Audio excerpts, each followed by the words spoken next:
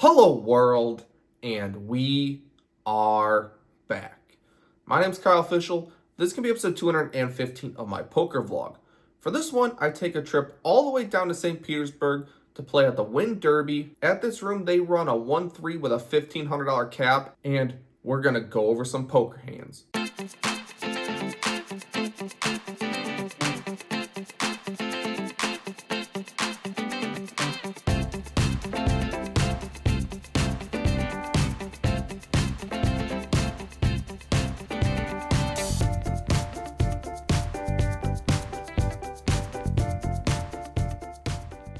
We buy into this game for $800, and a good thing about the Wind Derby is that there is no rake pre-flop, definitely an incentive to be aggressive and even 3-bet or 4-bet more often. Take down some hands pre-flop to avoid any rake. But on the first hand of note, with a button straddle there's 2 limpers.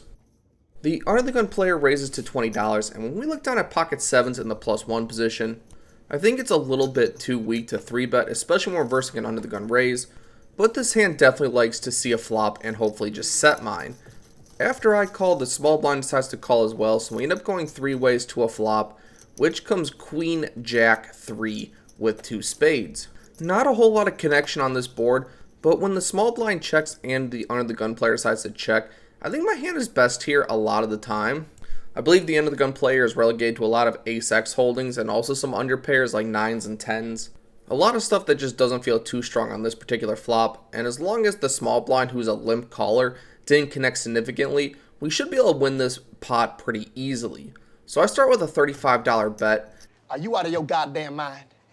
And the small blind decides to go all in for $180. Well, he did not have the betting lead, so his check jam is just technically in flow as well. I don't really know if a jack ever turns their hand into a bluff and does this size bet, but maybe a queen trying to protect against draws, maybe sometimes like 9, 10, or spades. Feels like they have enough equity to just go with it here, and even against those hands, 7s is doing pretty poorly, so we're just going to let this one go, give my opponent credit for either having a hand or having a draw with a ton of equity. And after I fold, my opponent would later say that he had King 10. So we start out by losing the first significant pot of the day. But at Wind Derby, we do double board, Texas Hold'em bomb pots, every dealer change for $10. And when I'm in the cutoff, I look down at Jack 8 offsuit. And with this hand, the top board comes 8-5-4 rainbow, and the bottom board comes 10-7 deuce rainbow. So we get top pair, good kicker on one board, and a gut shot to the nuts on the second one. Having some connection on both boards, I'm quite happy with. I was going to bet if it checked to me, but on this one, the hijack leads out for $35. I think just calling is the best option here. And when I call, 3 other players behind decide to call. So we end up going 5 ways to 2 turn cards. Now I definitely need some improvement if I'm going to continue. The top board comes the 8 of hearts, and the bottom board comes the ace of spades.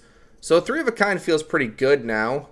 Unfortunately for us, we are getting scooped by 6-7 still. But I feel like if one of the players behind had that hand, they would have raised on the flop and not let it go 5 ways. So when the preflop aggressor continues for $125, I don't really think that hand bets a second time again into all these players, especially when the board changes. They don't even have the nuts on the top board. So I'm pretty happy to call this 125, hopefully hit a 9 on the bottom board, or somehow have my 8 be good. When I call, the small blind also decides to continue, so we've thinned the field a little bit, but now we're going 3 ways to a river card, which on the top board comes the 3 of clubs, no new hands get there, and the bottom board comes the 8 of spades. So spades do complete there, but all the 8s are accounted for, so I'm not going to have trips with a better kicker beat me on the top board, or full houses of pocket pair variety are still possible. But if I was losing to 6-7 on that board, my pair of 8s on bottom is going to clench that one. When the small blind checks, the preflop aggressor checks, so I'm pretty happy to take my hand to showdown. 3 of a kind seems as though it will win the top board a high percentage of the time, and this time it will. When I check, the small blind shows 10 deuce, so he has 2 pair on the bottom board, and the player who aggressed 2 streets does not show, so we end up chopping this pot, but it is a pretty relevant one because there were 5 players put money in on the flop and 3 on the turn, so we chop up a decent amount of money here. On the next hand of note, I look down at pocket nines in the low jack. When the under the gun player raises to $15, there's one caller. I think this is a decent spot to 3-bet. I think we take down a lot of dead money here a lot of the time. So don't even think about messing with me. Especially with the no rake pre. And if we get called, we're likely going to play a slightly bloated pot. But we'll have position, we'll have the betting lead, and we'll have a pretty strong hand. But what happens in this one is the under the gun player decides to 4-bet to $120. Okay, so that's how it's gonna be. Basically a min 4-bet. I almost never see 4-bets in 2-5 and below. And the times that I do, it's literally never a min 4-bet. It's usually 3x, 4x, sometimes it's just a massive jam, but the min 4-bet is quite a rare and peculiar animal indeed. And the reason why min 4-bets don't really exist is I'm getting 55 to win 240, over 4-1 on a call. So if my opponent had straight aces and they were face up, I'm almost getting direct odds just to set mine with my pocket nines. So we're going to call this $55 and hopefully get a good flop. And we do get a decent one. We get jack 4 deuce with 2 clubs. I think my opponent can easily have ace king, ace queen here a lot of the time. They 4-bet because they don't really want to play out of position. But then they get to this board and they really don't know what to do a lot of the time. Like players with ace king here, they don't really want to bet because if they bet small, they're going to get called by everything that's beating them. If they bet big, they get called by everything that's beating them. If they check, their hands kind of face up. A lot of bad options if you're here with ace-king. But my opponent might not have that because he just goes all in for $340. And this is not a snap fold for me. It's like a 1.5x pot jam.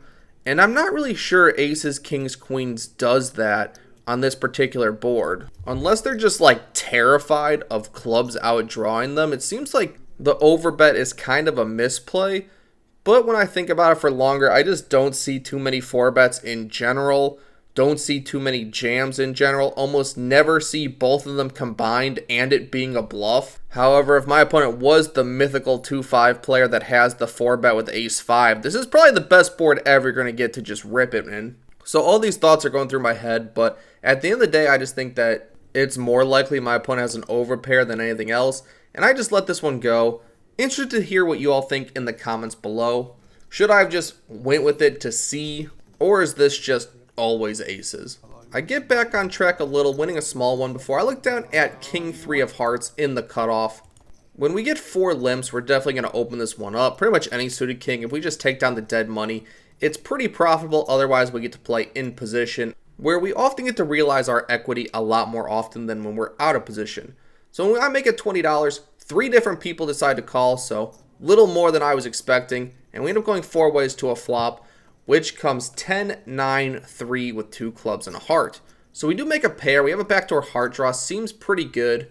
When it checks to me, I think my hand is just a little too weak to be able to put a c-bet into 3 players, especially when their limp calling range is like pocket nines, 10 jack offsuit, queen 9 offsuit.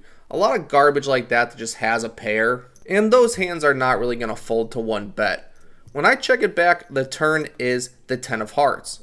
Definitely a happy sight. Reduces the possibility of people having 10s. I pick up a heart draw. Things are looking pretty good. But on this one, the under the gun player raises to $35. When it folds to me, I think my hand is good enough to call here.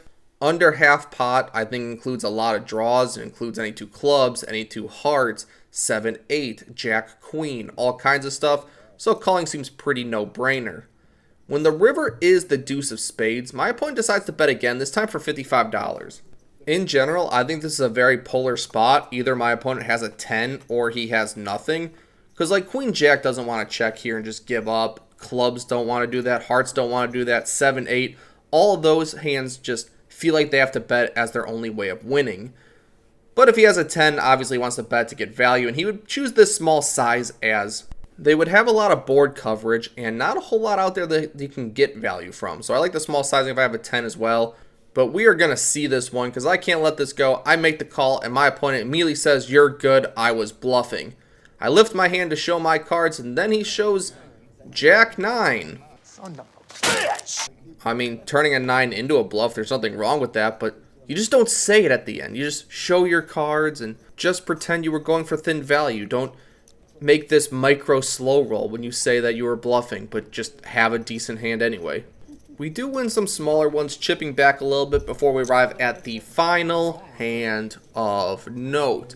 I look down at ace-4 of clubs in the low jack. With another gun player raised to $25, I choose to just call this one happily flush over flush scenario with these weaker aces.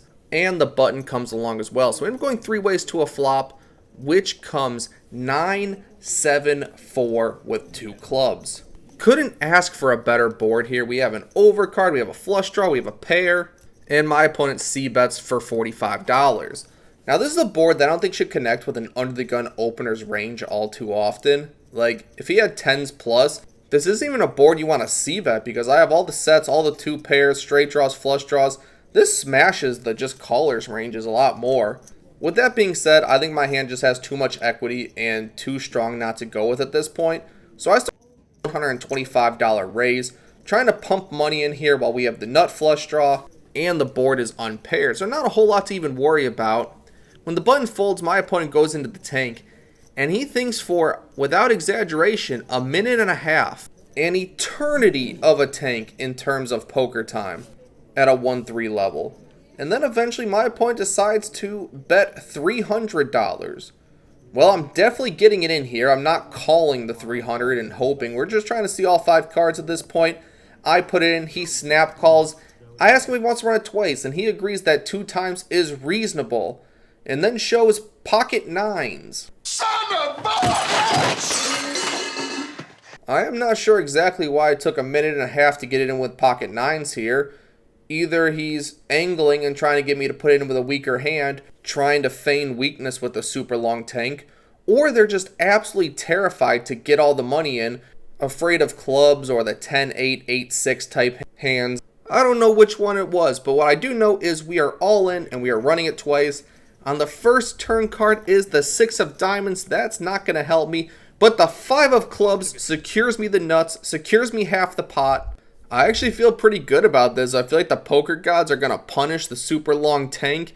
And the second turn card is the deuce of hearts. And the final river card is the 3 of hearts. So no justice on this one. We just get to chop it up. This would be by far the most interesting hand of the entire session, because after that I would bet 2 streets with open-ended plus flush draw and get called by second pair. Lose that one. Win some smaller ones that weren't too notable. So we end up losing $700 in this day.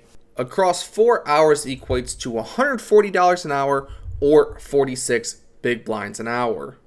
Yeah, results were definitely not the best. I continue to have a 0% win rate at the Win Derby. Not very good at all.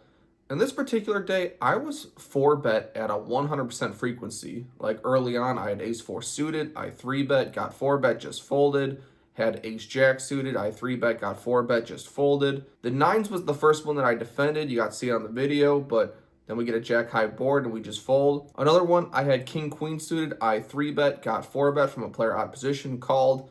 And the flop came 5, 6, 7 monotone, and we just fold there again. Maybe I was just the biggest fish at the table because getting 4-bet at 100% frequency is something that I have never seen in 8 or 9 years of playing 2-5 pretty regularly. So I'm either a fish or these guys just happen to have a lot of premiums whenever I had a hand. One of these must be true. I'm leaning towards the fish part. But I appreciate you watching all the way to this point. Please remember to like the video. It helps me out so much I can hardly describe it. And I will see you on the next one.